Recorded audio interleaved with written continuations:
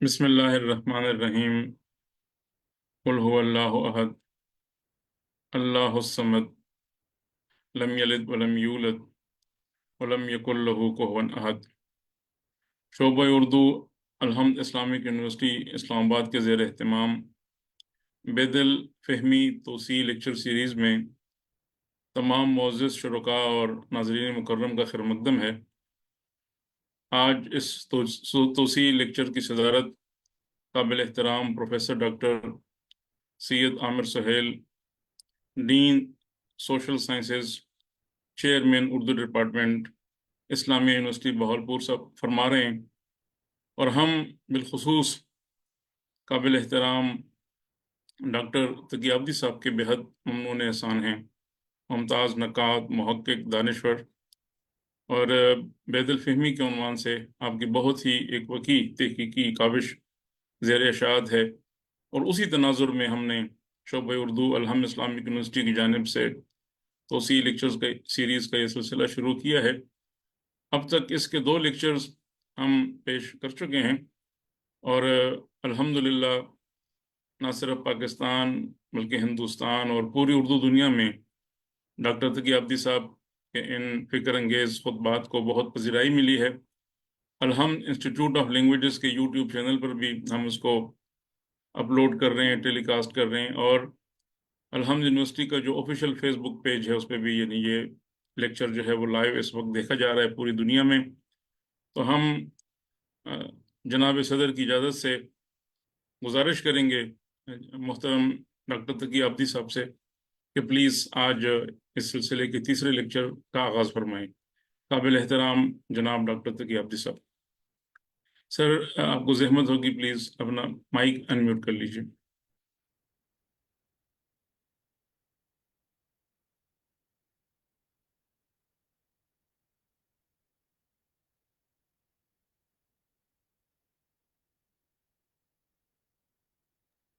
میری آواز آ رہی ہے؟ جی سر، جی سر، بسم اللہ۔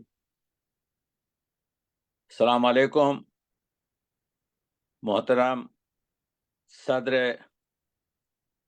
اس محفل جو بید الفہمی کا تیسرا لیکچر ہے، میرے محسن، میرے دوست پروفیسر عامر سہیل صاحب، اور ممنون ہوں الحمد یونیورسٹی کے شعبہ اردو کا اور اس کے روح رواں پروفیسر شیر علی صاحب کا کہ ان کے توسط سے یہ نکات اردو ادب تک پہنچ رہے ہیں۔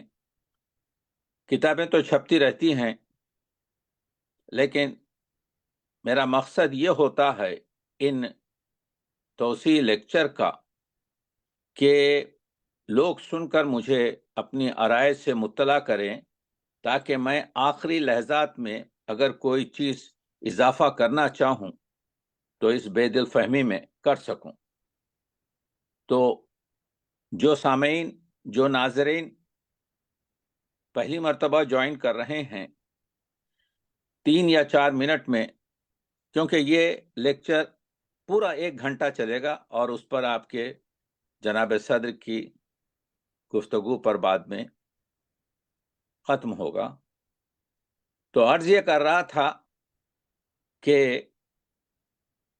اگر بندرا بن داس خوشکو نہ ہوتا تو میں سمجھتا ہوں کہ بے دل کا جو سرمایہ ہے، بے دل نے ایک مرتبہ بلایا بندرا داس کو، جو خود ان کا مصاحب تھا، جو خود ان کا شاگرد تھا، جو خود ان کا ساتھ، وہ کہتا ہے کہ میں 1000 بار سے زیادہ حضرت بے دل کی خدمت میں پہنچا ہوں، اور وہ بھی فارسی کا شاعر تھا. اس نے کہا تھا بے دل کے بارے میں خوشبو نے کہ مرزا بے دل کے رہنمائے سخن، مرزا بے دل سخن کے رہنما ہیں. مرزا بے دل کے رہنمائے سخن است، پیغمبر و غوث و پیشوائے سخن است. وہ پیغمبر ہیں، وہ آپ کے ولی ہیں، اور وہ پیشوائے سخن ہیں. اکتا است در آفریدین طرز کلام، وہ کلام پیش کرنے میں، کلام کی تخلیق کرنے میں اکتا ہیں، ان کا کوئی دوسرا ہمتا نہیں ہے. اکتاست در آفریدین طرز کلام، باللہ کے پے سخن خدائے سخن است. اور اللہ کی قسم کھا کے میں کہہ سکتا ہوں کہ وہ سخن میں خدائے سخن ہے. تو یہ جو خوشبو نے کہا وہ ابو المانا عبد القادر بے دل، جس نے عظیم آباد میں جو متولد ہوا اور دہلی میں جو دفن ہوا، قمری لحاظ سے 79 ایئرس 79 سال جس نے زندگی کی، اور اسی حد تک یعنی تقریباً 89,000 کے قریب اشعار لکھے، نثر بھی لکھی، نظم بھی لکھی. اور آپ جانتے ہیں کہ وہ جس زمانے میں زندگی کر رہے تھے، تو دیکھیے اس زمانے میں ادبی ماحول کیا ہے. ایک طرف غنی کشمیری ہیں، ایک طرف ناصر علی سرہندی ہیں، ایک طرف خشک آپ کے بنگال میں سرخوش ہیں، اور خود دہلی میں آزاد بلگرامی ہیں، خود دہلی میں نعمت اللہ خان عالی ہیں، خود دہلی میں، یعنی ایک ادبی ماحول ہے. اگرچہ کہ حکومت کوئی انٹرسٹ نہیں لے رہی. دیکھیے میں یہ جو لیکچرز دیتا ہوں اس میں جوڑتا ہوں بہت سی چیزوں کو، پھر موضوع پہ آتا ہوں. یعنی مغلیہ دور میں جو آپ جانتے ہیں کہ جلال الدین اکبر اعظم نے جو اپنے دور میں ملک الشعراء کا خطاب رکھ کر ایک سلسلہ جاری کیا تھا، وہ ان کے بیٹے نور الدین جہانگیر نے بھی رکھا، وہ اس کے بعد ان کے بیٹے شہاب الدین شاہ جہاں نے بھی رکھا، لیکن ان کے بیٹے محی الدین اورنگزیب نے پوری طریقے سے ملک الشعراء ان کے دربار میں نہیں تھا. انہوں نے اپنے دربار میں نہ شاعروں کو آنے کی اجازت دی، نہ شاعروں کا نذرانہ جاری رکھا، نہ ملک الشعراء رکھا. لیکن جو عمرہ تھے، جو اطراف کا حاشیہ تھا، جو ادبی ماحول تھا، اس میں یہ فنون لطیفہ کا حصہ، وہ رقص ہو یا مصوری ہو یا شاعری ہو، گزر رہی تھی. ہم نے ان کو بھی ابو المانی کہا. دیکھیے میں عرض کر رہا ہوں، یہ 4 مصرے سنیے کس بلندی کے ہیں بے دل کے. بے دل کہتے ہیں یہ زندگی کیا ہے. ہم بے دل کو کیوں پڑھیں؟ ہم بے دل کو اس وجہ سے پڑھ رہے ہیں کہ بے دل ہم کو اخلاق سکھاتا ہے. ہم بے دل کو اس وجہ سے پڑھ رہے ہیں کہ بے دل اپنے آپ کو سمجھنے کی، عرفان ذات کی ہم کو تعلیم دیتا ہے. بے دل ہم کو اس کائنات جو راز صغیر ہے ہماری نسبت، کیونکہ ہم رمز کبیر ہیں، سمجھنے کی دعوت دیتا ہے. بے دل کہتا ہے یہ زندگی کیا ہے.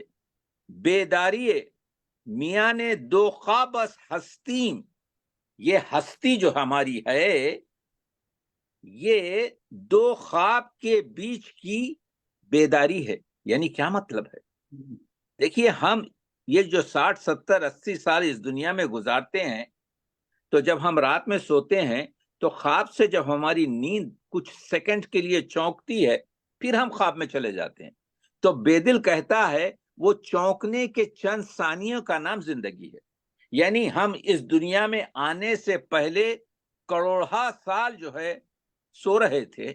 ہم اس دنیا سے جانے کے بعد کروڑہا سال جو ہے آپ کے خواب میں رہیں گے، سوئیں گے. یہ ہماری زندگی جو ہے دو خواب کے درمیان کی بیداری ہے. بیداری میاں نے دو خواب است ہستیم. یہ زندگی جو ہے کیا کیا خوبصورت گفتگو کر رہا ہے بیدل، سبحان اللہ. کہ دو خوابوں کے درمیان کے چند ثانیے جو بیدار ہوتے ہیں وہی ہماری 60-70 سالہ زندگی ہے. دوسرا مصرع کہتے ہیں گرد تخیل دو سرابس ہستیم.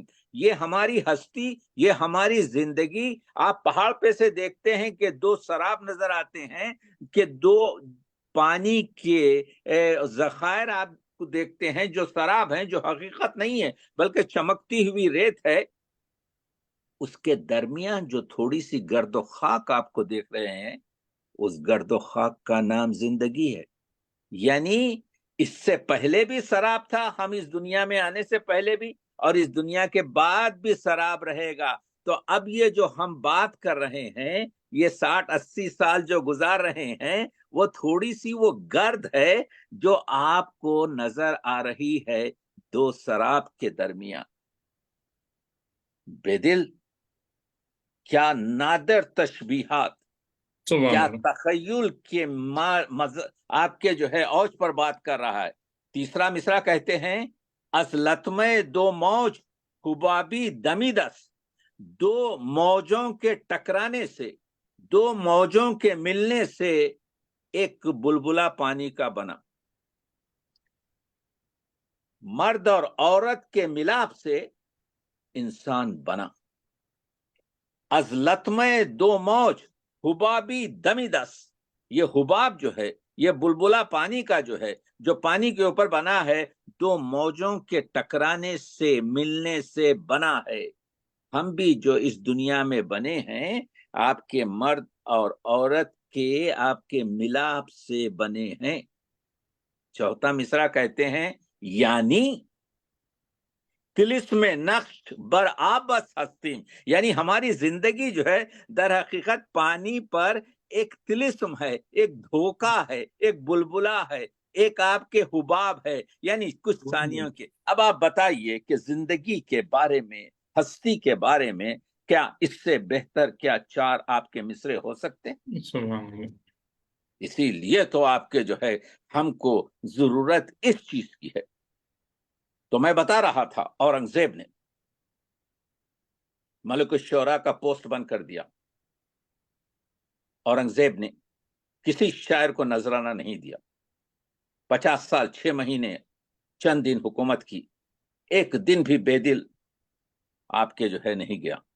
ہاں، اورنگزیب کا جو بیٹا تھا اعظم، اس کی دستے میں، فوج میں بے دل 20-21 سال کام کیا. پیٹ کہاں کاٹ کے پھینک دیتے، زندگی تو کرنا تھا. اور یہاں پر یہ چیز بھی بتاؤں کہ ہمارے کلچر میں کیوں بے دل شناسی آپ کے جو ہے اتنی پاپولر نہیں ہوئی. اس کا قصور ہمارا ہے.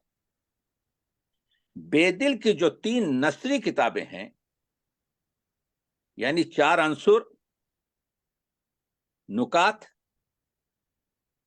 اور رقات. رقات بے دل کے خطوط ہیں جن کی تعداد 275 ہے. نکات آج جس پر میں بات کرنے والا ہوں. نکات وہ عظیم آپ کے جو ہے فقرے ہیں جو فلسفیکل، فلسفہ رکھتے ہوئے بھی، منطق رکھتے ہوئے بھی، ہمارے آپ کے کیا کہتے ہیں سمجھنے کی اور عرفان کی اور کیا کہتے ہیں دنیا کی جو حیرت ہے اس کو سمجھنے میں مدد دیتے ہیں. تو یہ کہنا بھی کہ بے دل، آپ جانتے ہیں نقصان اس وجہ سے ہوا کہ وہ جو کرشمات ہیں، وہ جو کرامات ہیں، ان کو ہمارے مدرسوں میں، ہماری خانقاہوں میں، ہماری محافل میں، ہمارے میلے شولوں میں بہت ہی آگے بڑھ چڑھ کر اسی پر بات چیت کی گئی۔ اردو کی کوئی کتاب آپ اٹھا لیجئے، وہ آپ کے جو ہے ان چیزوں سے بھری پڑی ہے، جبکہ اس سے ہم کو کوئی تعلق نہیں ہے۔ اس وجہ سے کہ اگر فرض کیجئے کہ وہ 8-10 اللہ والے، وہ 8-10 جن کے بارے میں بے دل بڑی تعریف کرتے ہیں اور یہ کہتے ہیں کہ ان لوگوں نے میرے مغز کو بنایا، وہ بالکل صحیح ہے، لیکن ان کے جو کرشمات بیان کیے ہیں اور جس پر ہمارے خانخواہوں اور جلسوں میں کہانی پر کہانی بنائی گئی، پہلی چیز یہ بتا دوں کہ اس کو خود بے دل نے لکھا ہے، یہ 4 عنصر میں ہے۔ یعنی آپ دیکھیں گے کہ وہ شاہ کمال ہوں جو اس زمانے کی ریختہ کے شاعر بھی تھے یا بنگالی کے شاعر بھی تھے، یا وہ جو خانخواہ تھی جو شاہ ملوک کی تھی، جو برہنہ رہتے تھے اور جو ہمیشہ جو مجذوب کی بڑھ کہتے ہیں، یہ اللہ والے لوگوں کو آپ قلندر بھی کہہ سکتے ہیں، صوفی بھی کہہ سکتے ہیں، ملنگ بھی کہہ سکتے ہیں، ان کو آپ کے جو ہے مجذوب بھی کہہ سکتے ہیں، جو چاہے کہیے، لیکن ان کے ساتھ جو کرشمات ہیں اس پر زیادہ دھیان دیا گیا۔ یہ جو ابھی میں نے 4 مصرے پڑھے، اس پر زیادہ توجہ نہیں کی گئی۔ تو بے دل شناسی میں غلط رویہ اختیار کیا گیا۔ جیسے بے دل کے جو چچا جنہوں نے بے دل کی تربیت کی، قلندر ان کا نام، تو قلندر کے بارے میں جو خود بے دل لکھتا ہے کہ وہ قلندر، تو وہ مبالغے کی باتیں کہ سایہ ڈال کر بچھو کو آپ کے جو رکا دیتے تھے، اگر سایہ کنٹینیو کرتے جاری رکھتے تو بچھو جو ٹکڑے ٹکڑے ہو جاتا، مگر لکھنے کا طریقہ دیکھیے کہ اقرب بسوراخ عدم می رسید، یعنی اقرب رہتا ہی ہے آپ کے جو بچھو رہتا ہی ہے آپ کے سوراخ کے اندر، مگر سوراخ عدم کہہ کر بتا دیا ختم ہو جاتا تھا۔ تو ہم کو، میں یہ بتا رہا ہوں، ان چیزوں پر زیادہ توجہ دینے کی ضرورت نہیں ہے۔ میں نے اپنی بے دل فہمی میں ان کا ذکر تو کیا کیونکہ ایز اے تحقیق مجھے لکھنا ہے اور کیونکہ خود صاحب بے دل نے کہا، لیکن اس پر ہم اہمیت نہیں دیتے کہ اگر وہ 5 آپ کے سیر گرم گھی جو ہے ایک ساتھ پی جاتے ہیں، یا وہ آپ کے 2 ہاتھوں سے گھوڑے کو آپ کی یال پکڑ کر اٹھا لیتے ہیں، یا وہ آپ کے بچھو کو آپ کے جو ہے سائے سے مار دیتے ہیں، یا وہ آپ کے کیا کہتے ہیں قفل کو یا مفتاح کہہ کر کھول دیتے ہیں، یا وہ 10 آدمی کا کھانا ایک ساتھ کھا لیتے ہیں، وہ ہمارے لیے مہم نہیں تھا۔ جو مہم ہے، جو اہم بات ہے، وہ یہ ہے کہ آپ آئیے، آپ دیکھیے کہ کیا لفظ استعمال کر رہا ہے ان کے تعارف میں بے دل۔ بے دل کہتے ہیں، کیونکہ ان کو پہلوان ثابت کرنا ہے، کہتے ہیں نوید اقبال۔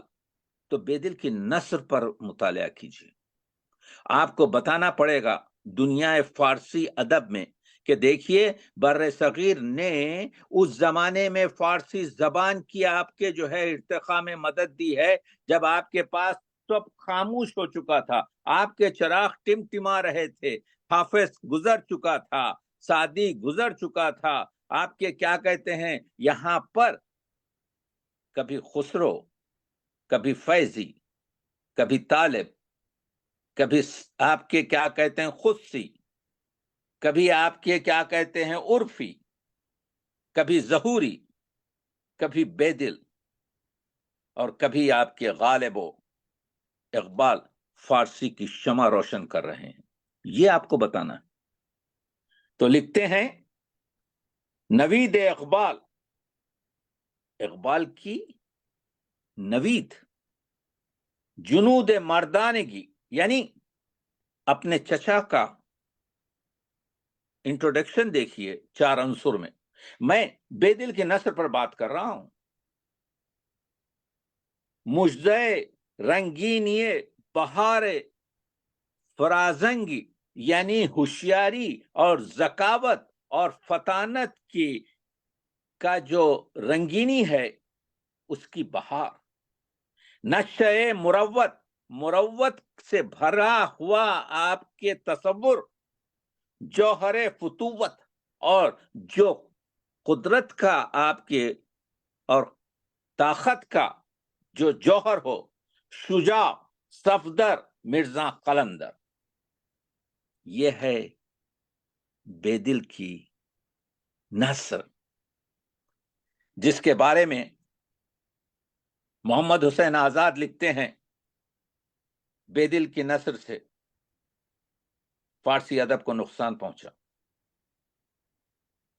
وہ لکھتے ہیں، پڑھیے آب حیات میں، پڑھیے آپ کے جو ہے کیا کہتے ہیں فارسی کا جو ان کا خیال ہے اس میں لکھتے ہیں، بے دل کی نثر نے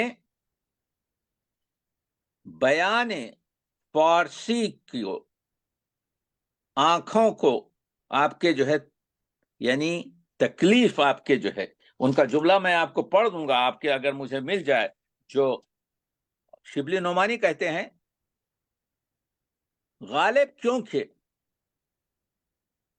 بے دل کے پیرو ہو کر غلط راستے پر پڑ گئے تھے، وہ تو اچھا ہوا کہ وہ اس راستے سے نکل گئے. یعنی ہمارے علماء نے بے دل کی نثر کو پسند نہیں کیا. حضور محترم، بے دل اپنی نثر کا موجد بھی ہے، بے دل اپنی نثر کا اپنے کلام کا آپ کے کیا کہتے ہیں خاتم بھی ہے. کسی کو یہ حق نہیں ہے تخلیق میں یہ کہنے کا کہ اس نے غلط کام کیا. دیکھیے، ہم کو جو ہم زبان کے پرستار ہیں یہ جاننے کی ضرورت ہے کہ اس سے استفادہ کیا جاتا ہے. اب یہ جو اللہ والے لوگ ہیں، شاہ یک آزاد، جو ایک کشتی میں سوار ہوتے ہیں اور جب ان کے پاس پیسے نہیں ہوتے اور کشتی والے نے کہتا ہے مجھے پیسے دو، تم اس میری کشتی میں سفر کر رہے ہو، تو کہتے ہیں میرے پاس پیسے نہیں ہیں. تو جب وہ بدتمیزی کرتا ہے تو کود جاتے ہیں. جب کود جاتے ہیں تو پانی کے اوپر جو ہے وہ ڈوبتے نہیں، بلکہ پانی کی لہریں جو ہے ان کو کشتی سے بھی تیزی سے جو ہے آپ کے کیا کہتے ہیں وہ بیٹھ جاتے ہیں آپ کے پانی پر، اور پانی کی جو ہے لہریں ان کو وہاں تک پہنچا دیتی. ہم کو اس سے سروکار نہیں ہے، وہ کرشمات سے وہ کرامات سے ہم کو سروکار اس سے ہے کہ اس کے بارے میں کیا لکھتے ہیں. سنیے شاہ یک آزاد کا تعارف سنیے. سر خوشی صحبائے خمستان فطرت، ایک الزام جو بے دل پر لگایا گیا کہ یہ ترکیبات جو بناتے ہیں یہ ترکیبات عجیب غریب ہیں، ہم نے کبھی یہ محاورات نہیں سنے، ہم نے کبھی یہ ترکیبات نہیں سنے. سر خوشی مستی صحبہ یعنی شراب کی مستی، یہ 4 لفظ دیکھیے جس سے یہ ترکیب بنی ہے. سر خوشی صحبائے خمستان فطرت یعنی فطرت کے مے خانے کی شراب کی مستی، یہ مانی فطرت کے مے خانے کے شراب کی مستی. آگے بڑھ کے کہتے ہیں رنگینی گلہائے بہارستان معرفت، یعنی معرفت کا جو باغ ہے اس کی جو بہار ہے اس کے پھول.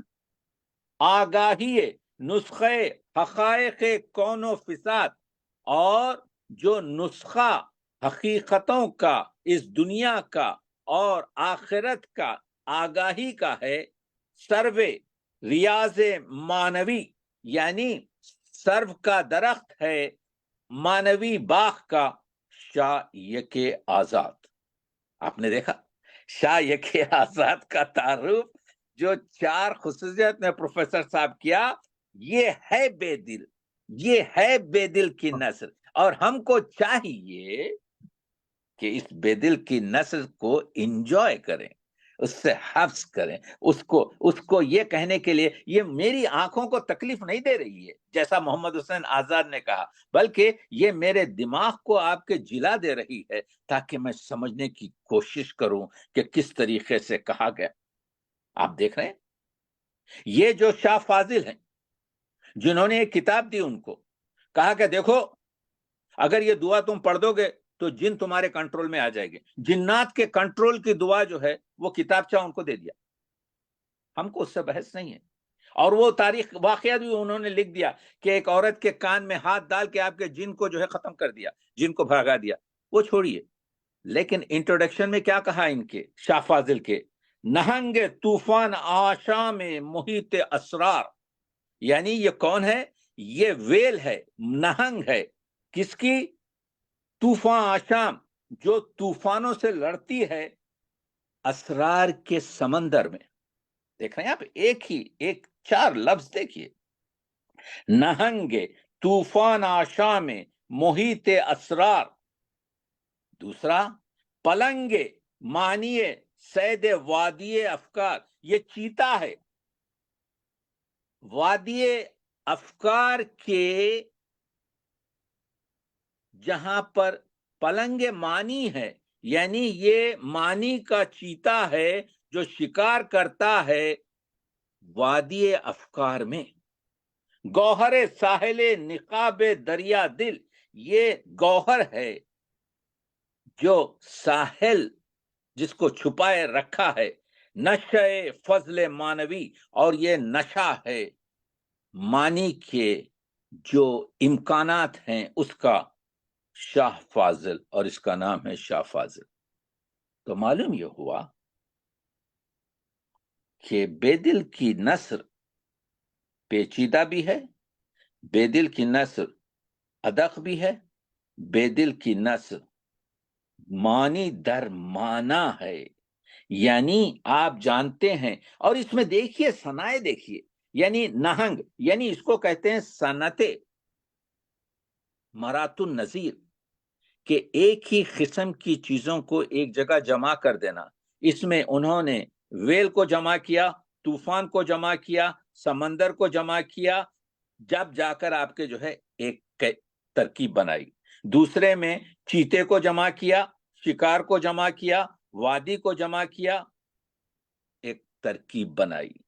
تیسرے میں سمندر کو جمع کیا، ساحل کو جمع کیا، سیپی کو جمع کیا، اور گوہر کو جمع کیا. تو کہنے کا مطلب یہ ہے، اعتراض تو کر سکتے ہیں لیکن ہم بے دل سے، تو بے دل نے اللہ والوں کے انخاب جو لکھے تو اس میں آپ جانتے ہیں کہ کس طریقے سے گفتگو کی، اور یہ بتایا کہ دیکھیے بے دل خود کہتا ہے، بے دل خود کہتا ہے کہ بے دل بہت ہی اخلاق کے آدمی تھے.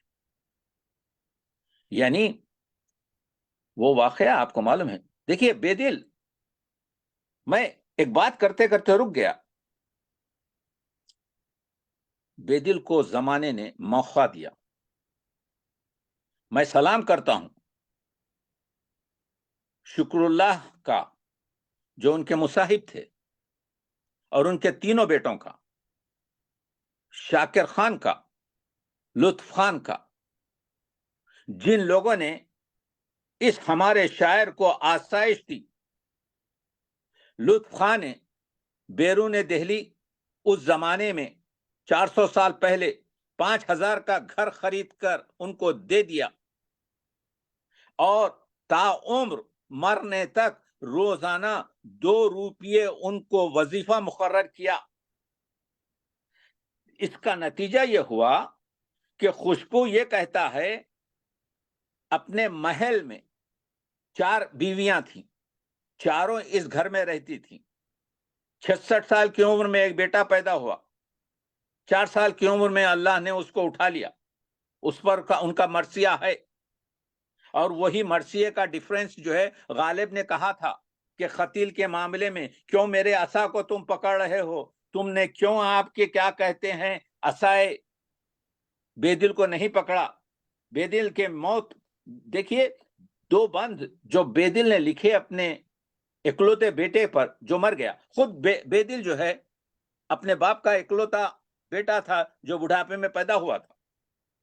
ہرگاہ 2 قدم خرام می کاش، اس مرثیے میں بیدل کہتا ہے میرا یہ چھوٹا بچہ جو ہے جب کبھی بھی 2 قدم خرام می کاش یعنی چلنا کاشت کرتا تھا. کشت کہتے ہیں فصل اگانے کو. تو اعتراض کیا تو کہتے ہیں جب کبھی ہرگاہ 2 قدم خرام می کاش اس انگشتم اصاب کف داش، میری انگلی کو پکڑتا تھا، اور جیسا کہ ایک شخص آپ کے ڈنڈا پکڑ کر عصا پکڑ کر چلتا ہے، یعنی باپ کی انگلی جو ہے بیٹے کے لیے آپ کے کیا کہتے ہیں اس کو تو سراہا گیا. تو غالب نے اعتراض کیا تھا تم نے تو اس کو تو سراہا وہاں پر، اور میرا یہاں پر میں نے جب عصا باندھا تو تم لوگوں نے اس پر آپ کے جو ہے کیا کہتے ہیں نکتہ چینی کی. بازی بازی با آسماں رفت بیمن راہ عدم چساں رفت. کھیلتا کھیلتا میرا بچہ بیدل کہتا ہے آسمان پر چڑھ گیا اور بیمن اور بغیر میرے جو ہے راہ عدم پر پہنچ گیا. تو کہنے کا مطلب یہ ہے یہ لوگوں نے آسائش فراہم کی تھی. خوشبو اپنے سفینے تذکرے میں لکھتا ہے صبح اٹھتے تھے بیدل مجرد اکیلے بیٹھے ہوئے اپنے پورے کلام پر آپ کے جو ہے کام کرتے تھے، اور شام میں جو ہے مشاعرہ کرتے تھے. کیوں کرتے تھے یہ؟ اس وجہ سے کہ اس زمانے کے لوگوں نے ان کو وہ آسائش پیدا کر دی تھی. اور آپ جانتے ہیں ہمارا شاعر غالب اس کو نواب کلب علی خان کو لکھنے کے لیے تم سلامت رہو 1000 برس ہر برس کے ہو دن 50 100 روپے کے لیے اس کو آپ کے 100 سے زیادہ مرتبہ لکھنا پڑا. یہ ہماری قدردانی ہے ہمارے آپ کے جو ہے تخلیق کاروں پر. ہمارا آپ کے جو ہے حکیم الامت اپنا پیٹ پالنے کے لیے کیا کرتا تھا، آپ کے MA کے پرچے بناتا تھا 9 روپے حاصل کرنے کے لیے. ہمارا اقبال جو ہے کیا کہتے ہیں دن رات آپ کے جو ہے کوشش یہ کرتے تھے. جاوید اقبال نے لکھا کہ ان کے پاس ایک کتاب تھی جس میں سودا لکھتے تھے کہ یہ اتنا پیسہ اس میں جائے گا. وہ اقبال جو حمید اللہ خان سر راست مسعود سے کہہ کر 500 روپے کے وظیفے کی کوشش کرتا ہے. اس زمانے میں میں جس شہر سے تعلق رکھتا ہوں حیدرآباد دکن، عثمان علی خان 39ویں سب سے امیر آدمی تھا آپ کے دنیا کا. اس نے آپ کے جو ہے میرے اس حکیم الامت کی مدد نہیں کی. آپ کیا بات کر رہے ہیں؟ تو میں سلام کرتا ہوں شاکر اللہ کو کہ اس زمانے میں 5000 کا گھر خرید کر بیدل کو دیا اور 2 روپیے پوری زندگی دی تاکہ بیدل بیٹھ کر یہ کام کر سکے، جس کی وجہ سے آپ جانتے ہیں 90,000 شعر 400 سال کے بعد ہمارے پاس موجود ہیں. یہ ہیں لوگ بات کر رہے ہیں. اردو ادب کی آپ کے جو ہے نامردی دیکھیے، رجواڑوں کی آپ کے جو ہے گستاخیاں دیکھیے. علامہ اقبال کو 1000 روپے کا آپ کے جو ہے کیا کہتے ہیں خیرات کے فنڈ سے آپ کے چیک بھیجا جاتا ہے سر اکبری حیدری کا جو علامہ اقبال واپس کر دیتے ہیں. کس کی بات کر رہے ہیں؟ لاہور سے میں نے آپ کے جو ہے رجسٹری سے نکلوایا ہے. پوری رائلٹی علامہ اقبال کو زندگی میں جو ہے 73,000 روپیز کی ملی ہے. تو یہ باتیں میں اس وجہ سے بتا رہا ہوں کہ ہماری قوم کو اس طرف توجہ کرنی چاہیے، دیکھنا چاہیے.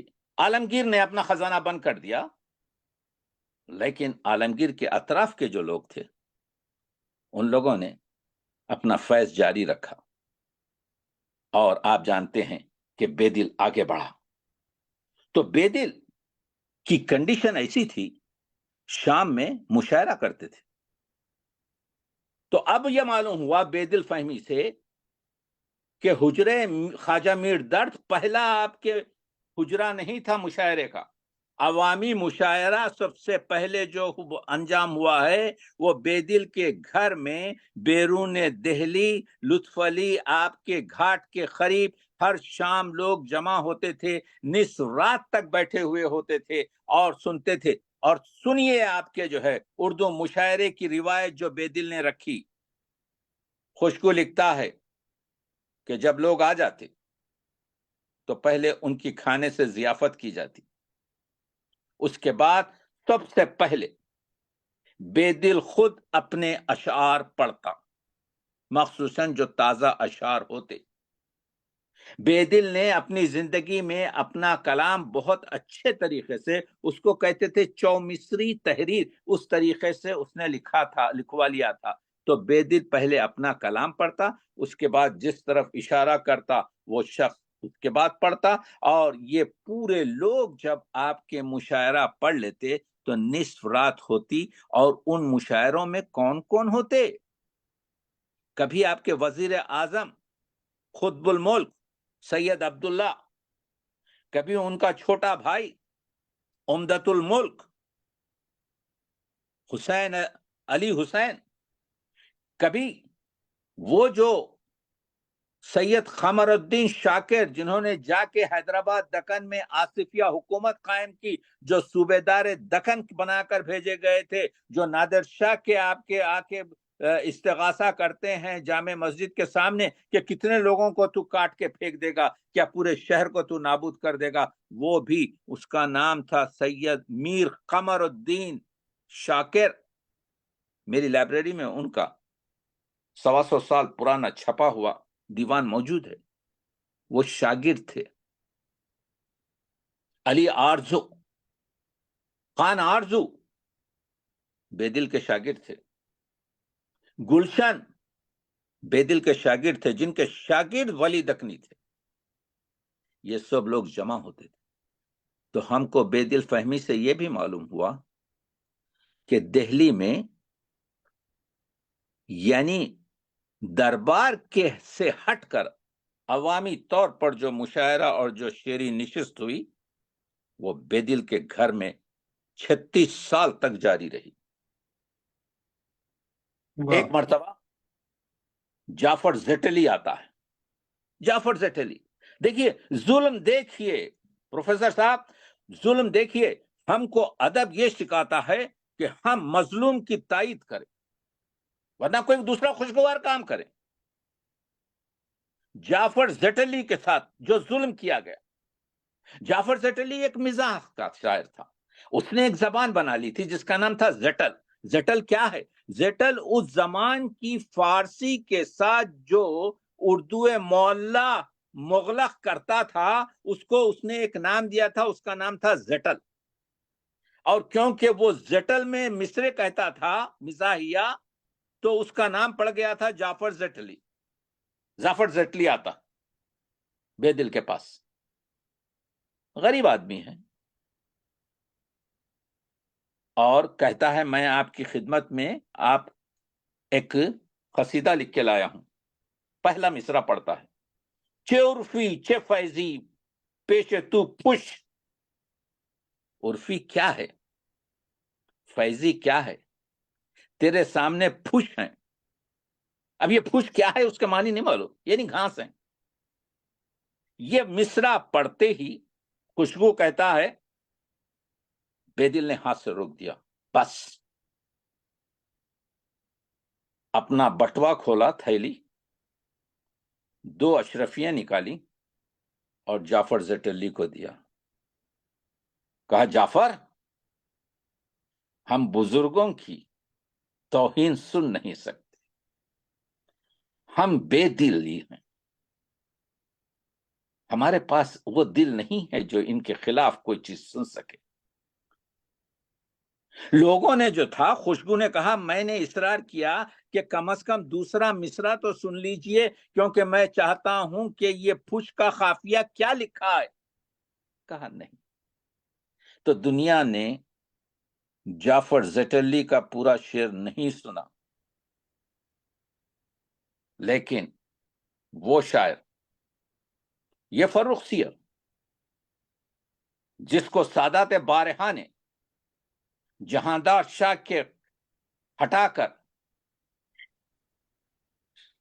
5 سال اس نے حکومت کی، شہنشاہ بنایا، سکہ زد، سیم و زر، بادشاہ بہروبر، فرخ سیر. تو اس نے چلتے چلتے جعفر زیٹلی نے کہہ دیا سکہ زد بر گندموں مونگو مٹر،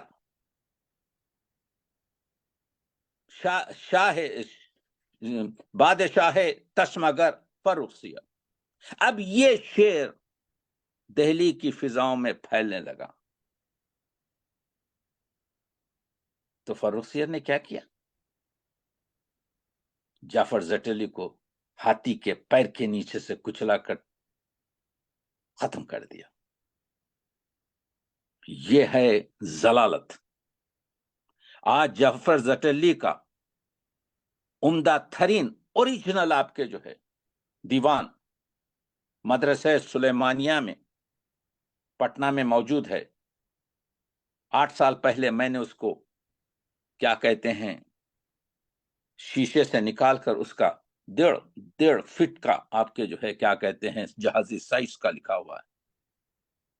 تو فرخ سیر باقی نہیں ہے، جعفر زیٹلی باقی. یہ سبحان بے اللہ، دل کے سبحان اللہ. یہ جو ہم گمراہ باتیں کر رہے ہیں، یہ اس وجہ سے کتابیں تو لکھی جا رہی ہیں.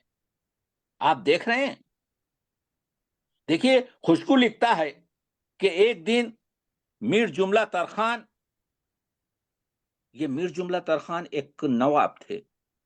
اس زمانے میں وزیر اعظم جو تھے وہ سید عبداللہ تھے، جن کو قطب الملک کا خطاب دیا گیا تھا، اور بادشاہ تھا فرخ سیر. تو بے دل کو بلایا گیا. بے دل 50 سال تک آپ کے عالمگیر کے دربار میں نہیں گیا، لیکن بے دل کو یہاں پر بلایا گیا کیونکہ یہ گھر تھا قطب الملک کا. تو وہاں پر ایک صاحب تھے جن کا نام تھا میر جملہ ترخان. انہوں نے بے دل کو دیکھا تو کیونکہ بے دل کی تو داڑھی نہیں تھی، بے دل لمبے بال رکھتے تھے، بے دل نہ مونچھ رکھتے تھے نہ داڑھی رکھتے تھے. تو وہ صاحب نے کہا کہ میں آپ کو ایک انسان کامل سمجھ رہا تھا، فارسی کا ترجمہ کر رہا ہوں، مگر آپ میرے لیے جو ہے ایک نئی آپ کی جو ہے صورت لے کر آئے، یعنی آپ کی جو ہے کلین شیو ہے. تو جو جملہ استعمال کیا ترجمے میں ڈاکٹر صاحب ایگزیکٹلی پریزنٹ اگر آپ کر سکتے ہیں تو ہمارے مترجموں کو چاہیے کہ ایجنڈا نہ چلائیں. جواب جو ڈائریکٹ دیا آپ کے جو ہے، تو اس نے کہا جی جناب، آپ میں اور میرے میں جو فاصلہ ہے وہ کچھ پشم کا فاصلہ. پشم فارسی میں کسی اور جگہ کے بال کو کہتے، سمجھ رہے ہیں نا، آپ کے داڑھی کے بال کو نہیں کہتے، سمجھ رہے ہیں. اور اس کے بعد گھر جانے کے بعد ایک پوری غزل لکھی. آج تک میں نے فارسی میں ایسی کوئی آپ کے جو ہے کیا کہتے ہیں غزل نہیں دیکھی جو ان مذمت میں ہو. دیکھیے ہم یہ چیزیں نہیں کرتے، ہم اعتبار کرتے ہیں، ہم یہ تمام آپ کے سنت الہیوں کا جو ہے آپ کے اعتبار کرتے ہیں. لیکن بے دل نے آپ کے جو ہے اور کہا بروت تافتس گربشانی حوست، یہ حوث نے یہ جو کچھ بال جو ہے یہ پشم تیری صورت پر دیے ہیں، براش مردہ شدن بز گمانی ہوس، کہ حوث جو ہے ایسا معلوم ہو رہا ہے تو بکرا نظر آ رہا ہے. تو وہ ایسے اشعار بے دل کے پاس کم ملتے ہیں. لیکن میں یہ کہہ رہا ہوں کہ بے دل نے ان چیزوں کا جواب دیا. بے دل شناسی کی ضرورت اس وجہ سے ہے کہ ہر ایک شخص کو آپ کے جینے کا حق ہے، ہر ایک شخص کو آپ کے آزاد رہنے کا حق ہے، ہر ایک شخص کو تو جہاں کہیں بھی ہے. تو میں آپ سے یہ کہہ رہا تھا میرے ذہن سے نکلنے سے پہلے کہ اب میرے پاس مجھے نکات پر جانا ہے، تو بہت سی چیزوں کو یہاں پر آپ کے روک رہا ہوں. نکات کیا ہے؟ دیکھیے بے دل نے کوئی شاید صنف ہی نہیں ہے کہ بے دل نے نظم میں نہ کی ہو. پراشوب لکھا، رباعیات لکھی، خطات لکھے، ترجیح بند لکھے، ترکیب بند لکھے، قصیدے لکھے، 20 قصیدے لکھے. تمام تر قصیدے یا پیغمبر اکرم کی نعت میں ہیں یا اہل بیت کی شان میں ہیں. ایک قصیدہ 47 شعر کا اورنگزیب کے بیٹے اعظم کی شان میں ہے. ایک قصیدہ جس میں نام نہیں ہے لیکن علماء بے دل کا خیال ہے کہ یہ اورنگزیب کی شان میں ہے. 2-4 خطات معظم شہزادے اورنگزیب کی شان میں ہیں، لیکن بیشتر قصیدے وہ بے دل جس نے 50,000 شعر غزل میں کہے، وہ بے دل جس نے 3,960 رباعیات کہیں، وہ بے دل جس نے 18,000 شعر 4 عنصر میں کہے، وہ بے دل جس نے 6 مثنویاں لکھیں، 4 مثنویاں 5ویں اور چھٹی مثنوی ٹونک میں ملی، ان کل کے لیکن نثر میں صرف 3 کتابیں لکھی. ایک 4 عنصر جس سے ہم یہ واقعات پیش کر رہے ہیں، ایک نکات، اور ایک جو ہے خطوط جس کو انہوں نے رخات کا نام دیا. 375 خطوط اتنے مشکل ہیں، اتنے کہ 10 مرتبہ بھی پڑھیں تو آپ کو سمجھ میں نہیں آئے گا یا سمجھنے کی کوشش کریں گے. دیکھیے، میں نکات پہ جانے سے پہلے ایک چیز سنانا چاہتا ہوں. ہم نے طرز میر کو انداز میر کہا، میریات نہیں کہا، انداز میر کہا. نہ ہوا پر نہ ہوا میر کا انداز نصیب، ذوق یاروں نے بہت زور غزل پر ماں. لیکن ہم نے اقبالیات کہا، ہم نے انیسیات کہا، ہم نے غالبیات کہا. اسی طریقے سے مجھے پسند آتا ہے حالی نے بے دلیت کہی.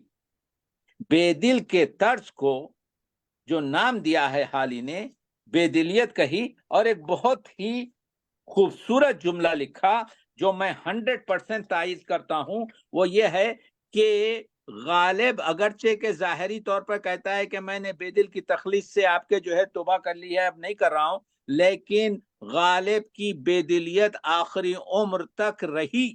یعنی بے دل کا جو اثر غالب نے بچپن میں لیا تھا بے دل سے، وہ پورے آخری بالکل صحیح.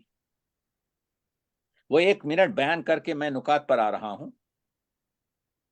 وہ یہ ہے کہ ایک شخص نے عظیم آباد سے، پٹنہ سے بے دل کو آم کی پیٹی بھیجی. اب جب وہ آم کی پیٹی بے دل کو ملی، وہ پڑھیے فارسی میں، مزے کیے. تو بے دل نے آم کی شکل پر، آم کے رنگ پر، آم کی خوشبو پر، آم کی پوست پر، آم کے گودے پر، آم کے ریشے پر، آم کی گٹلی پر بہترین انداز سے تشبیہات کے ساتھ کیا کہتے ہیں رخا لکھ کر شکریہ کا بھجوایا. غالب کی آخری عمر ہے. میں یہ ثابت کر رہا ہوں بے دلیت کیسا باقی ہے غالب کی. ابو القاسم نے غالب کے مرنے سے کچھ سال پہلے صبح کے وقت یہ جو دہلی میں یہ جو نہاری کہتے ہیں ہم لوگ، سری پائے، یہ بنا کر بھیجے کہ سری پائے نوش فرمائیے روٹی کے ساتھ. جیسے ہی سری پائے آئے تو غالب نے قلم لیا شکریہ کا.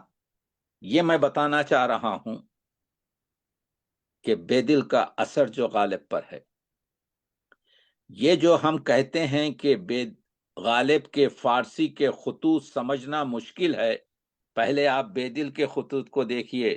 اگر غالب کے خطوط 10% ہیں تو بے دل کے خطوط 60% مشکل ہے. لیکن غالب نے فالو وہی ٹرینڈ کیا ہے. تو جیسے ہی آپ کے سری پائے آئے اس کا ٹرانسلیشن دیکھیے. 1 منٹ میں سنا دیتا ہوں تاکہ یہ میں ثابت کروں کہ بے دلیت کبھی آپ کے جو ہے غالب کی نثر اور نظم سے دور نہیں ہوئی.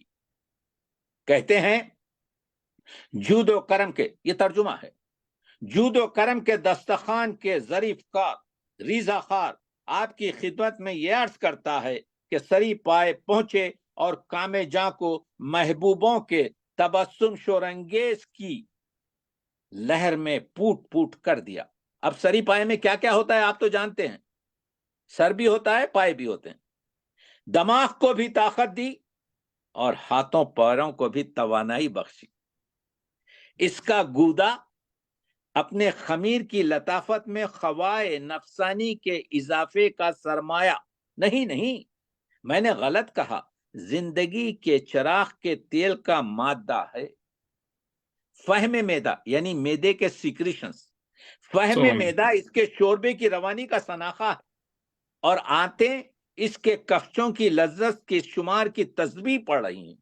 اور روٹی کیونکہ گول ہوتی ہے، روٹی نے جب اس کے شوربے کے معیار کو پہچانا تو پہلے حملے ہی میں خوف سے سپر ڈال دی، اور جب زبان اس کی روانی کی لذت کی شکر گزاری میں مشغول ہوئی تو شوربے کی آب حیات کی موج اس کے سر سے گزر گئی.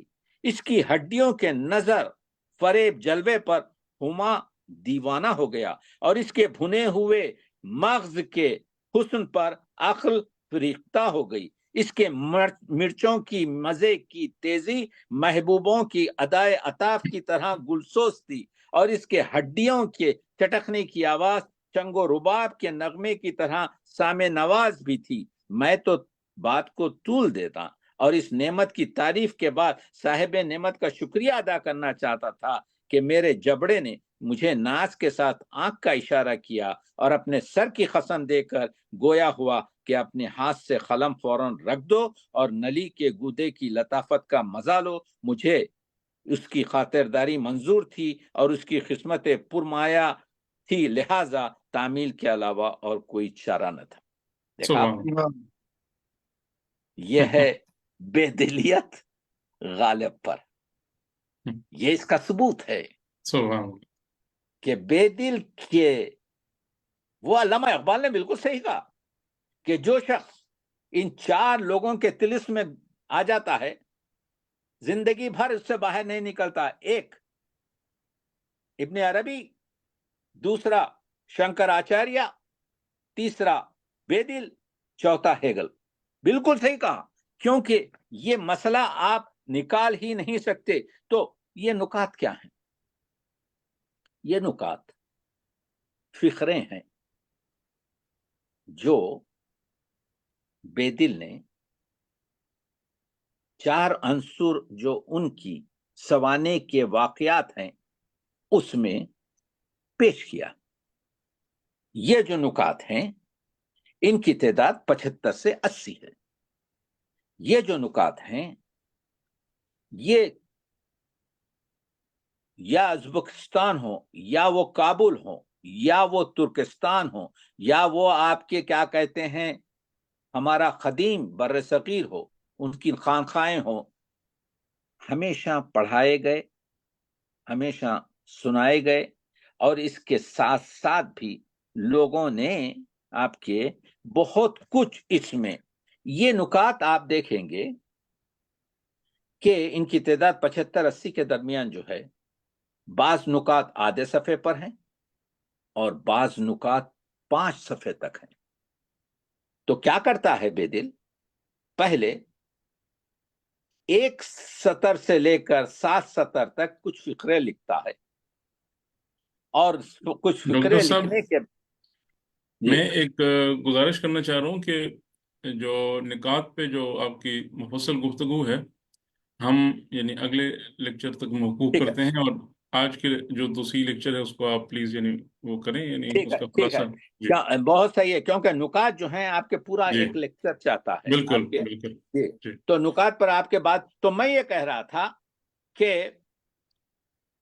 آج کی جو گفتگو ہے، دیکھیے ہماری بے دل فہمی میں تو آپ سمجھ جائیں گے، جو رخات جو اورنگزیب نے لکھے اس میں بے دل کے شعر آپ کے جو ہے استعمال کیے، سمجھ رہے نا آپ کے.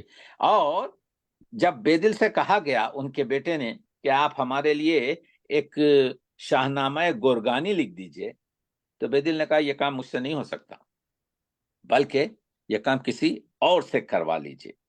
تو بے دل جو شخصیت ہے، بے دل کا جو کام ہے، بے دل کی جو چیز ہے کہ بے دل نے جو گفتگو کی ہے. ہم لوگ یہ کہتے ہیں کہ ہمارے بعض دوست آپ کے جو ہے گزر گئے. مجھے بڑا پسند آتا ہے یہ آپ کے جو ہے یہ 6 مصرے بے دل کے، کہ جب ہم سے بچھڑ جاتا ہے ہمارا چاہنے والا، ہمارے دوست گزر جاتے ہیں، تو بے دل کہتا ہے میگو گزشتہ رفیقان ز دل فراموشن. مت کہہ کہ جو لوگ گزر گئے ہمارے، وہ ہمارے دل سے بھی بھول گئے ہیں. کدوم نالے کے در پردیش نمی جوشن.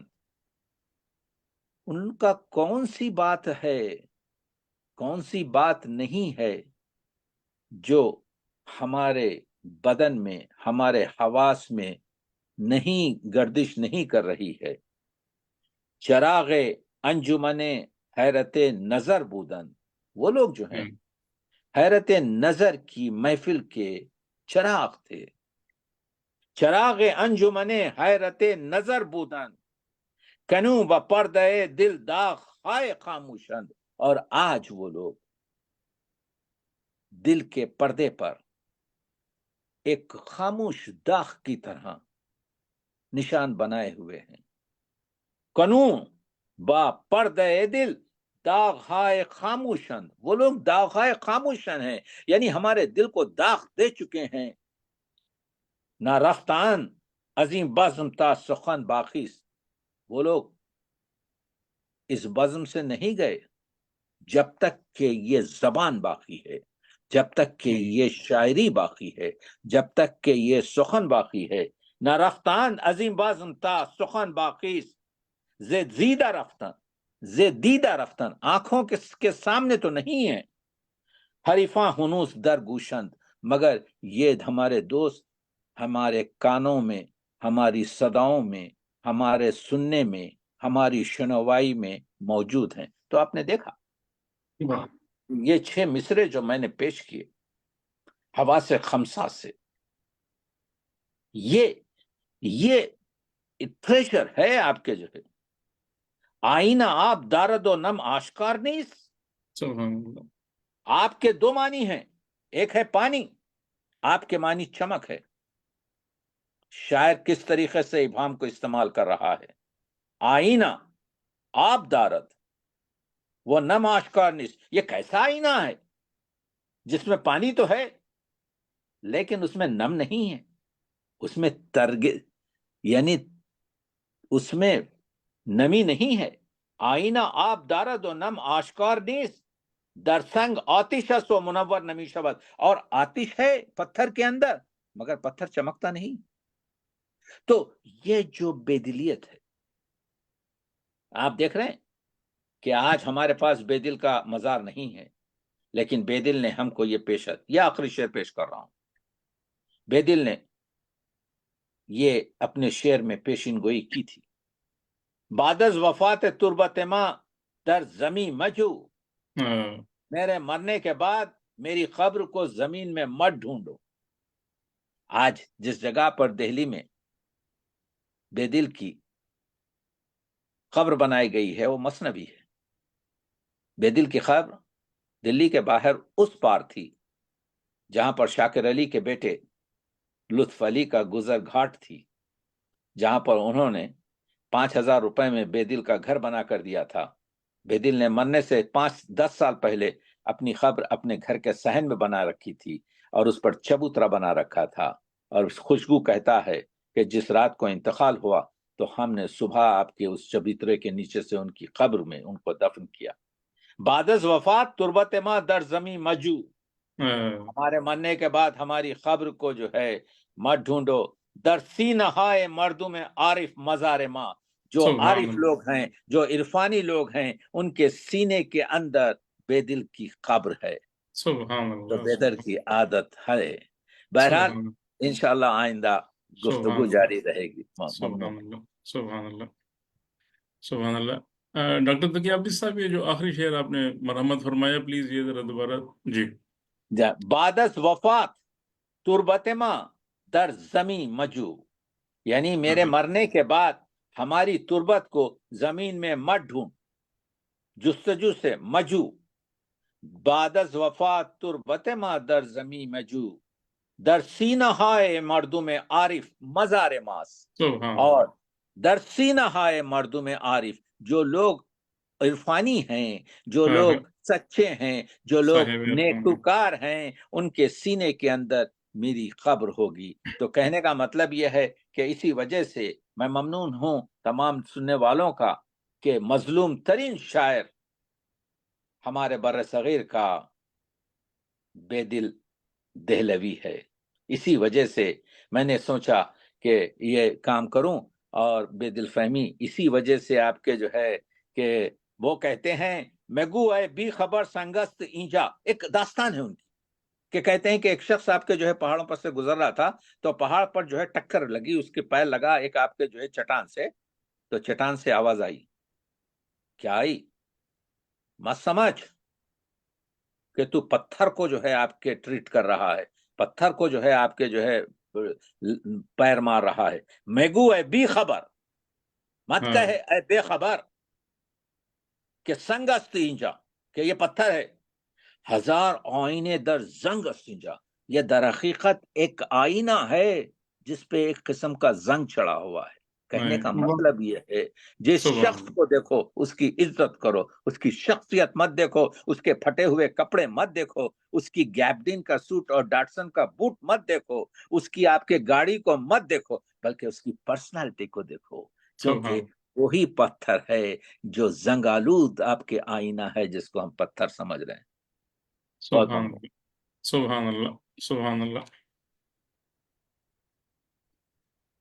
آپ کی ناظرین محبت، مکرم، آپ قابل احترام ڈاکٹر تقی عابدی صاحب کا بید الفہمی کے سیریز، توسیع لیکچر سیریز کا تیسرا لیکچر ملاحظہ فرما رہے تھے، اور میں یہاں پر یہ عرض کرتا چلوں کہ اس وقت ہمارا جو الحمد یونیورسٹی کا جو آفیشیل فیس بک پیج ہے، کوئی 1000 سے زائد لوگ سر پوری دنیا میں آپ کو دیکھ رہے ہیں، سن رہے ہیں، اور ممنون۔ ان میں جو کچھ ہمارے سینئرز ہیں، یعنی جو ادبی حوالے سے ممتاز حیثیت رکھتے ہیں، میں ان کا نام لے کے ان کا شکریہ بھی ادا کرنا چاہ رہا ہوں، اور ان کا ذکر یعنی یہاں کرنا چاہ رہا ہوں۔ مثلاً استاد مکرم پروفیسر ڈاکٹر روبینہ شاہین، جو ڈین ہیں سوشل سائنسز اور لینگویجز پشاور یونیورسٹی، وہ ہمارے ساتھ شریک ہیں۔ ڈاکٹر صدف نقوی ہیں، چیئر پرسن ہیں اردو ڈپارٹمنٹ، جی سی وومن یونیورسٹی۔ ماشاء اللہ۔ ایک ریلیجیس اسکالر ہیں علامہ اقبال اوپن یونیورسٹی میں، ڈاکٹر طاہر اسلام عسکری صاحب۔ یہ تو ماشاء اب ایک کہہ لیجیے کہ ریگولر آپ کے ویور بن چکے ہیں، یعنی۔ اور ایبٹ آباد سے ڈاکٹر عامر سہیل صاحب بھی ہمارے ساتھ شریک ہیں، آن لائن آپ کو سن رہے ہیں۔ ماشاء سرگودا یونیورسٹی کے جو پروفیسر ڈاکٹر شفیق آصف صاحب ہیں، اور ان کے فرزند محمد عمیر آصف، اور بہاولپور سے آج صدارت فرما رہے ہیں، بہاولپور سے محترمہ پروفیسر ڈاکٹر مزمل بٹی، جو اسلامیہ یونیورسٹی میں چیئر پرسن رہ چکی ہیں، وہ بھی ہمارے ساتھ شریک ہیں۔ کراچی سے ڈاکٹر نادیہ راہیل ہیں، اور ملتان بی زی یو کی چیئر پرسن، بہاؤدین ذکر یونیورسٹی ملتان کی چیئر پرسن محترمہ ڈاکٹر فرزانہ کوکب ہمارے ساتھ شریک ہیں۔ کراچی سے فیڈرل اردو یونیورسٹی کراچی سے ڈاکٹر رضوانہ جبین، اور فیڈرل اردو یونیورسٹی اسلام آباد کیمپس سے ڈاکٹر سعدیہ طاہر ہیں، اور کوئٹہ سے ڈاکٹر محمد اعجاز مہر صاحب ہیں، فیصل آباد سے ڈاکٹر سمیرہ اقبال جی سی یونیورسٹی سے، اور لاہور پنجاب یونیورسٹی سے ڈاکٹر فوزیہ مقبول۔ اسی طرح فیڈرل اردو یونیورسٹی کراچی کی اردو ڈپارٹمنٹ کی چیئر پرسن محترمہ پروفیسر ڈاکٹر یاسمین سلطانہ ہمارے ساتھ ہیں۔ پشاور یونیورسٹی سے ڈاکٹر شوکت محمود، انہوں نے بیدل کے حوالے سے پی ایچ ڈی کا مقالہ لکھا ہے۔ اور کوئٹہ سے الحمد یونیورسٹی کے کنٹرولر امتحانات ہیں پروفیسر شہزاد یوسف صاحب، اور غالباً گجرانوالہ سے بہت سینئر شاعر ہیں، ممتاز سینئر شاعر ہیں جان کشمیری صاحب، اور جھنگ سے ڈاکٹر عمران ظفر ہمارے دوست ہیں۔ تو سبحان اللہ سر، بہت ہی یعنی ہم بے حد شعبۂ اردو الحمد یونیورسٹی کی جانب سے بے حد شکر گزار ہیں آپ کے۔ ہمارے پاس لفظ نہیں ہے کہ کس طرح آپ کا شکریہ ادا کیا جائے۔ آپ آخر میں یعنی بیدل کا ایک شعر آپ نے پڑھا، ظاہر ہے یعنی اردو شاعری کی جو پوری روایت ہے اس پر فکر بیدل کا ایک اثر ہے، امپیکٹ ہے۔ تو عزیز حامد مدنی صاحب کا وہ شعر مجھے یعنی یاد آ رہا تھا کہ وہ لوگ جن سے تیری بزم میں تھے ہنگامے، وہ لوگ جن سے تیری بزم میں تھے ہنگامے، گئے تو کیا تیری بزم خیال سے بھی گئے۔ ہم قابل احترام پروفیسر ڈاکٹر سید عامر سہیل صاحب، dean social sciences, chairman Urdu department Islamia university Bahawalpur, بہت ہی ممتاز محقق ہیں، نقاد ہیں، بے حد شکر گزار ہیں سر ہم آپ سے گزارش ہے کہ پلیز صدارتی کلمات سے نوازیں۔ ڈاکٹر صاحب بہت بہت شکریہ۔ سب سے پہلے تو میں تقی عابدی صاحب کے گوش گزار میں اپنا سلام اور اپنا ایک سمجھے کہ سلام عقیدت پیش کرتا ہوں۔ ڈاکٹر تقی عابدی صاحب کو ہم اپنا استاد سمجھتے ہیں، یہ الگ بات ہے کہ انہوں نے محبت کے ساتھ اپنا دوست کنسیڈر کیا ہے، یہ ان کا بڑا پن ہے۔ ڈاکٹر شیر علی صاحب، آپ کا بھی بہت شکریہ کہ آپ نے ایک بہت ہی خوبصورت اس مجلس میں آپ نے مجھے شامل کیا، اور میری طرح بہت سارے اور بھی سننے والے شامل تھے۔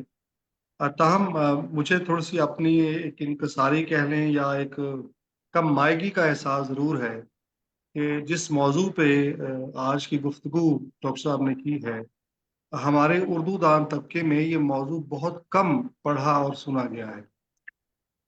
بدقسمتی سے بیدل کے بارے میں ہمارا یا میرا ذاتی طور پہ بھی مطالعہ کوئی بہت زیادہ نہیں ہے۔ چند کتابیں ہیں جو یہاں بزم اقبال سے چھپیں یا کچھ ہمارے اساتذہ نے لکھی، خاص طور پہ یہ جو 2 کتابیں جو پاکستان میں پچھلے دنوں چھپی ہیں، ڈاکٹر اسلم انصاری صاحب کی اور اختر عثمان صاحب کی۔ اس کے علاوہ عباد اللہ صاحب کی کتاب ہے اور کچھ اور جو ہمیں آسانی سے دستیاب ہوتی ہیں۔ یہ کتابیں تو ہمیں دستیاب ہوئیں، مگر اصل معاملہ تھا بیدل فہمی کا، جو صاف ظاہر ہے کہ تنقیدی آراء سے آپ بیدل فہمی تک آپ کو کچھ راستے تو مل سکتے ہیں، مگر شاید آپ بیدل کو ہم سمجھ نہیں سکتے جب تک کہ ہم اس کے اوریجنل ٹیکسٹ کو اور اس کی گہرائیوں کو اور اس معرفت کو اور اس اسلوب کو جب تک ہم براہ راست اس کا مطالعہ نہیں کرتے۔ تو میں تو آج ایک بہت اچھے سامع کی طرح ڈاکٹر صاحب کو سننا چاہتا تھا، مگر چونکہ آپ نے مجھے حکم دیا ہے کہ آخر میں چند باتیں کرنی ہے، تو استاد ہے کہ میں نے کچھ باتیں ڈاکٹر صاحب کی ہی نوٹ کی ہیں جو آج کی گفتگو میں جو میں سمجھتا ہوں بہت اہم باتیں ڈاکٹر صاحب نے کی ہیں۔ ان سے پہلے میری ذاتی رائے ہے کہ بیدل کے بارے میں ہم نے جتنا بھی پڑھا، کچھ مضامین کی شکل میں، کچھ کتابوں کی شکل میں، کچھ تراجم کی شکل میں، زیادہ تر 2 چیزیں ہمارے ذہن میں نہیں ہیں۔ ایک تو سادہ کہ شروع میں طرز بیدل جو غالب نے اپنائی، اور وہ ان کی اپنائیت کسی نہ کسی طرح اشعار کی صورت میں ہم تک پہنچی، اور ہمیں یہ تجسس ہوا کہ غالب جن سے متاثر ہیں اور جس طرز میں ریختہ کہنا چاہ رہے ہیں وہ طرز کیسی ہو سکتی ہے۔ تو یہ ایک تجسس تھا جس نے تھوڑا سا بیدل کو پڑھنے پہ ہمیں مجبور کیا، اور تھوڑی سی چیزیں مجھے دیکھنے کا اتفاق ہوا۔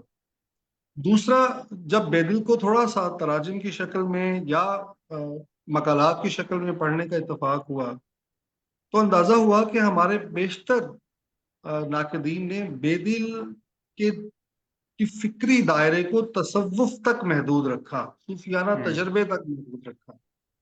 اس میں کوئی شک نہیں کہ بیدل کے کلام میں بہت باریک نقطے تصوف کے جو ہیں وہ موجود ہیں، مگر بیدل اس کے سوا بھی بہت کچھ ہے، اس کے علاوہ بھی بہت کچھ ہے۔ خاص طور پہ بیدل کا جو زبان کا برتاوا ہے، جو اسلوب ہے، جو بیدل کی حسن کاری ہے، جو بیدل کی پورا ایک جمالیاتی شعور بنتا ہے بیدل کا، اس کے کلام کا، اور ایک جو پورا اسٹیٹک جو سسٹم ہے، جو جمالیاتی نظام بیدل نے قائم کیا ہے، اس ہندوستان میں رہتے ہوئے اور بالخصوص اس فارسی کو متعارف کراتے ہوئے جس کے اوپر ایرانی فارسی سے زیادہ افغانی دری زبان کا اثر جو تھا وہ نسبتاً زیادہ تھا.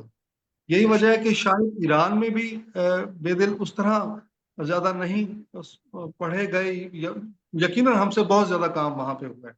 ہمارے یہاں بھی ہم چونکہ ایرانی نقطہ نظر سے، ایرانی فارسی کے نقطہ نظر سے، اس روزمرہ اور اس محاورے سے چونکہ ہم زبان کو دیکھنے کے عادی تھے، جبکہ دری لہجہ جو ہے، جو دری انداز ہے، اس کا ایک اپنا روزمرہ اور محاورہ ہے. تو یہ تھوڑا سا میرے خیال میں کہ زبان کے اعتبار سے بھی ڈاکٹر صاحب آگے چل کے یقیناً بے دل کی زبان پہ بھی، اس کو اسلوب کے اوپر بھی تفصیل سے گفتگو کریں گے. تو میں چاہوں گا کہ وہ گفتگو بھی میں سنوں تاکہ میرے ذہن میں جو کچھ کنفیوژن جو ایرانی محاورے اور دری محاورے کے بیچ میں آتی ہے وہ، جیسے کہ میں نے عرض کیا کہ بے دل کے ہاں ایک مکمل سماجی شعور موجود ہے، ایک مکمل سیاسی شعور موجود ہے، اور اس سے بڑھ کے ایک مکمل طبقاتی شعور موجود ہے.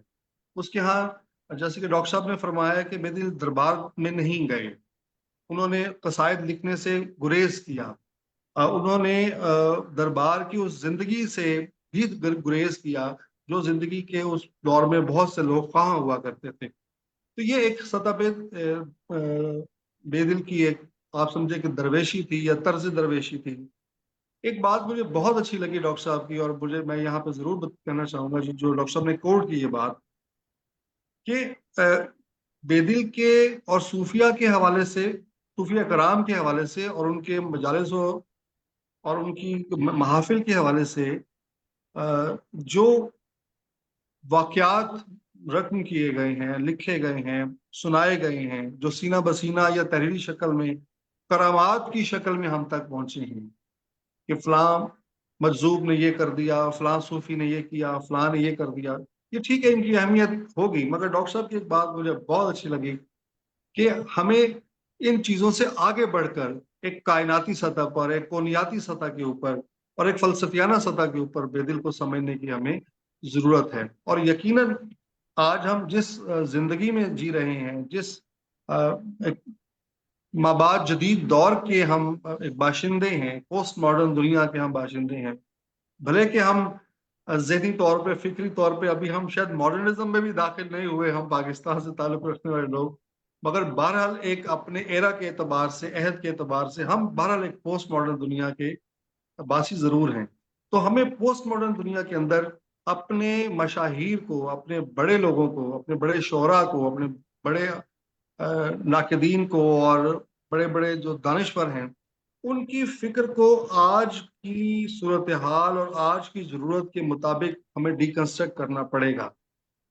جب تک ہم آج کی صورتحال، جو کہ آج کی سماجی سیاسی صورتحال ہے، جس کا اشارہ ڈاکٹر صاحب نے بکثرت اپنی گفتگو میں دیا ہے، ہم ان بے دل کو جب تک ہم اس تناظر میں ڈیکنسٹرکٹ نہیں کریں گے تو شاید بے دل کی ایک روایتی فکر تو ہم تک پہنچے گی، مگر جو ایک نیا بے دل ہے، جو آج کے، جو ہمیں 21ویں صدی کے اندر ایک نیا جمالیاتی نظام فراہم کر سکتا ہے، ایک نیا فکری نظام فراہم کر سکتا ہے، شاید ہم اس تک نہیں پہنچ پائیں گے.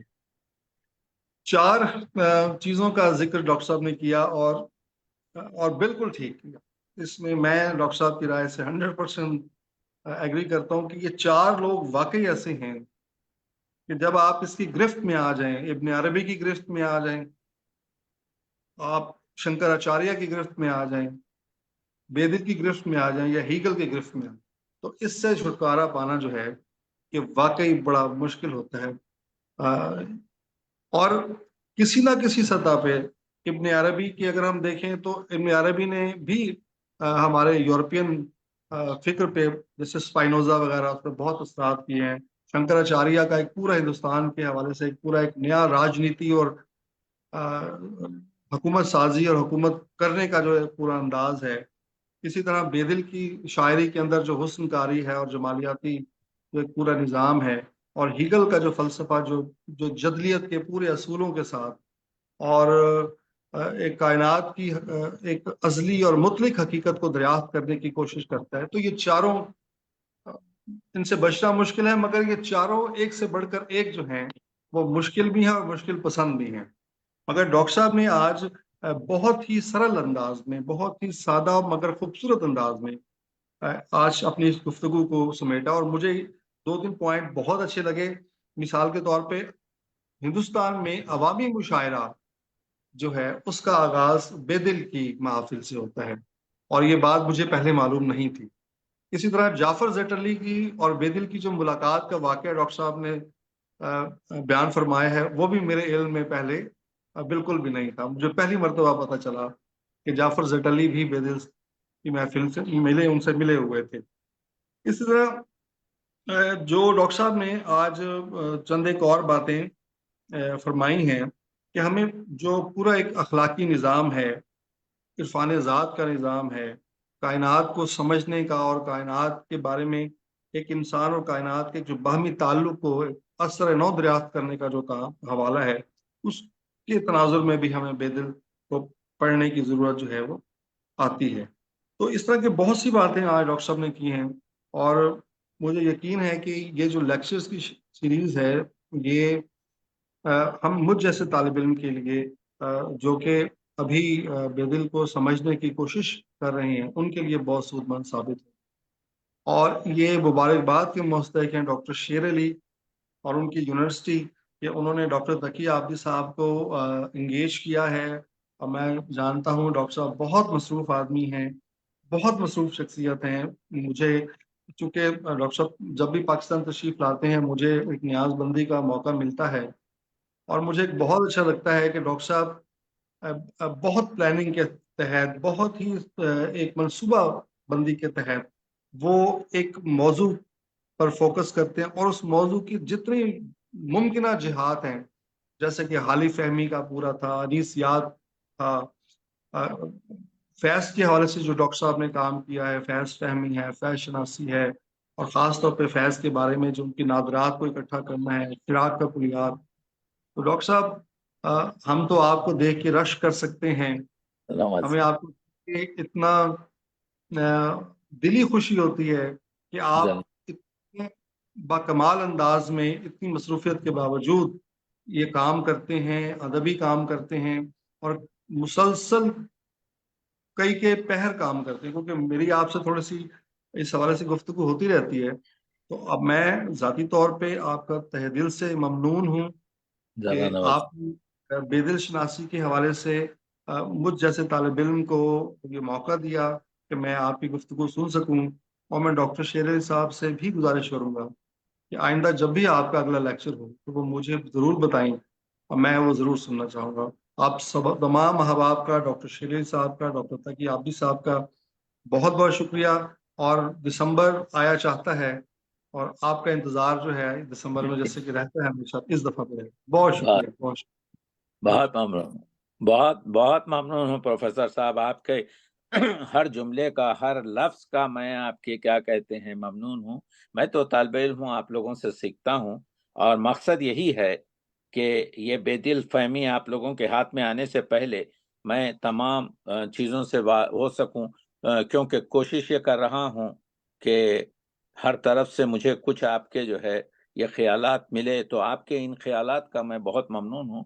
اور انشاءاللہ اگر پورا کیا کہتے ہیں آپ کے دریا کا پانی سینچا نہ جا سکے تو کم از کم اپنے ساغر میں اتنا تو کھینچا جا سکے کہ بہت خوبصورت۔ اور آپ کی یونیورسٹی پروفیسر صاحب نے، میں صرف ایک آپ کے کیا کہتے ہیں اس جملے کو ختم کرنا چاہتا ہوں کہ ایک شعر ہے یعنی آپ کے حمد کا، بے دل کا، کیونکہ یہ الحمد یونیورسٹی ہے، اور ایک شعر ہے نعت کا، اس پر میں ختم کرنا چاہتا ہوں بات کو، تاکہ یہ مبارک محفل۔ بے دل کہتے ہیں، بہت ہی الگ انداز ہے، دیکھیے بے دل کہتے ہیں، زبانم قابل حمد خدا شد، میری زبان جو ہے حمد خدا کے قابل ہوئی، کب؟ زبانم قابل حمد خدا شد کہ بنام محمد آشنا شد. آہ، جب ہاں میں محمد کے نام سے آشنا ہوا، جب سبحان میں نے اللہ حضور کی ذات کو جانا، تو مجھے آپ کے معلوم ہوا کہ حمد کیسی لکھی جائے. دیکھ رہے ہیں واہ آپ، واہ واہ واہ واہ زبانم دیکھیے آپ کے جو ہے پروفیسر صاحب، سبحان زبانم قابل حمد خدا شد کہ بنام محمد آشنا شد. آشنا اور شد. دوسرا شعر تو کمال کا کہہ دیا، دلس تفسیر این اسمست آگاہ، میرا دل اب یہ نام گرامی حضور سے آگاہ ہوا، زے رمز معنی الحمدللہ. آج مجھے سبحان معلوم ہوا کہ میں الحمدللہ کیوں کہہ رہا ہوں، کیونکہ سبحان حضور اللہ، کو بھیجا گیا ہے یہاں پر، سبحان اللہ، ذات حضور ہی آپ کے جو ہے. سبحان تو اللہ، الحمدللہ یہ نہیں ہے کہ میں یہاں پر ہوں، الحمدللہ کے معنی آج مجھے معلوم ہوئے کہ میں جو الحمدللہ کہتا ہوں وہ اس وجہ سے کہتا ہوں کہ حضور اکرم خاتم النبیین سید المرسلین آپ کے جو ہے، شافع المذنبین آپ کے جو ہے ہمارے اس کرۂ زمین پر تشریف لائے ہیں کہ زِ رمز معنی الحمدللہ. تو آج مجھے الحمدللہ کے معنی سے ہوئے کہ ہم جس لیے کے شکر خدا کا ادا کر رہے ہیں کہ حضور کو بھیجا. تو دیکھیے یہی آپ کے جو ہے آگے بڑھائیں گے بات کو. بعد میں نے کہا کہ اس محفل کو اس پر تمام کروں. بہت شکریہ. انشاءاللہ. ہم شعبہ اردو الحمد اسلامک یونیورسٹی کی جانب سے اپنے تمام معزز شرکاء اور بالخصوص جناب ڈاکٹر تقی عابدی صاحب، پروفیسر ڈاکٹر سید عامر سہیل صاحب کے ممنون احسان ہیں، اور انشاءاللہ اگلے اتوار کو ٹھیک 9 بجے ڈاکٹر تقی عابدی صاحب اپنا بیت الفہمی توسیعی لیکچر سیریز کے تحت چوتھا لیکچر انشاءاللہ پیش کریں گے. بہت شکریہ. اللہ حافظ. بہت شکریہ.